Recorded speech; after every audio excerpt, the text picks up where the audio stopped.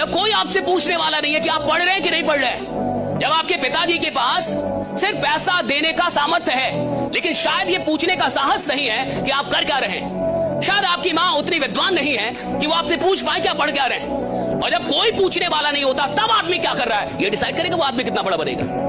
भैया पूछे, बॉस की उपस्थिति में तो एक नालायक एम्प्लॉय भी काम करता है, लेकिन जो एम्प्लॉय बॉस के ना होने पे भी ईमानदारी से मेहनत करे एक दिन बॉस भी वही बनता है साहब, राइट? हाँ, ये याद रखिएगा, बॉस भी वही बनता है। अब समय है पढ़ने का ना, हर चीज समय पे करनी चाहिए। नर्सरी में टॉप करके क्या बिगाड़ लेते लाइफ में,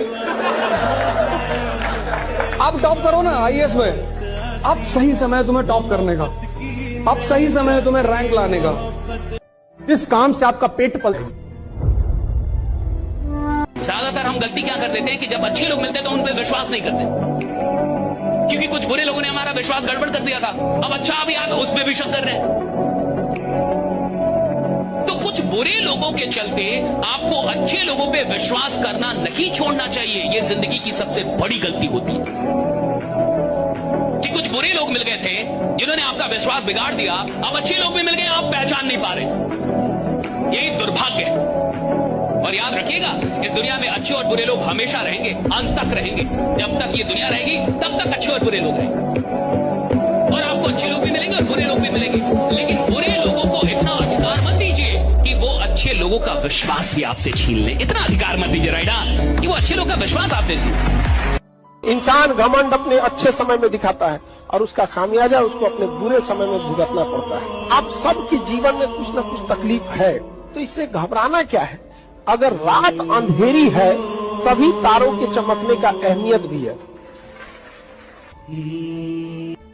शुरू में जब पढ़ना शुरू करोगे ना, मौत आ जाएगी, क्योंकि क्या, इतने साल मजे में रहे हुए हो, डिसिप्लिन के नाम पर कुछ है नहीं, लगे रहना बस। ये प्रोसेस है। शुरू में थोड़ा दर्द ज्यादा होगा, फिर थोड़ा और आगे बढ़ोगे, थोड़ा ठीक लगना शुरू होगा, अपने अंदर विजिबल चेंजेस आएंगे, और अगर इसके बाद भी लगे रहे तो लास्ट में आएगी जीत, लास्ट में आएगा रिजल्ट। उसका तो मजा ही अलग है। मैंने एक चीज ये देखी है कि अगर आपका दोस्त जीवन में आगे निकल गया और आप नहीं निकल पाए, वन डे वो फोन उठाना बंद कर देते हैं, क्योंकि उन्हें ये डर लगता है कि आप फोन करके उनसे उधार ही मांगोगे।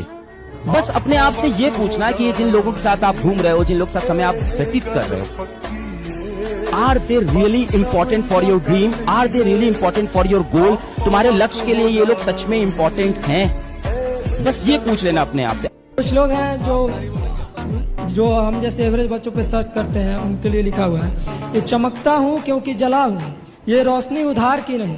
चमकता हूँ क्योंकि जला हूँ, ये रोशनी उधार की नहीं। हर मोड़ पे टकराया हूँ पर किस्मत मेरी हार की नहीं। तेरा गुरूर वक्त से है, मेरा यकीन खुदा पे है। तेरा गुरूर वक्त से है, मेरा यकीन खुदा पे है। मैं मिट भी जाऊं तो क्या, मेरी पहचान मेरी माँ से। और दुनिया में जितने लोग हैं उनको लगता है मेरे पास बहुत सपना है। सपना नहीं है तुम्हारे पास, हम है तुम्हारे पास। तुम वही देख रहे हो जो तुमसे गए गुजरे लोगों ने कर दिया है। तुम वही लेना चाहते हो जो तुमसे गए गुजरे लोग ले चुके हैं। तुम वही कमाना चाहते हो जो तुमसे गए गुजरे लोग कमा रहे हैं। तुम वही करना चाहते हो जो तुमसे गए गुजरे लोग कर चुके हैं। तो इसको सपना क्यों बोल रहे हो तुम? सपने का मतलब जिसका रास्ता ही ना बताओ, सपने का मतलब जिसमें डर लगे कि ये मेरे से कैसे होगा, मेरे जैसा आदमी कैसे करेगा इसको, मेरी औकात नहीं है ये। और अगर आपको ये लगता ही नहीं है तो अभी आप सपना देख ही नहीं रहे। सपने का मतलब है जहां मुझे डर लगना चाहिए कि मैं यहां तक कैसे जाऊंगा, मैं कैसे पहुंचूंगा, मुझसे कैसे होगा।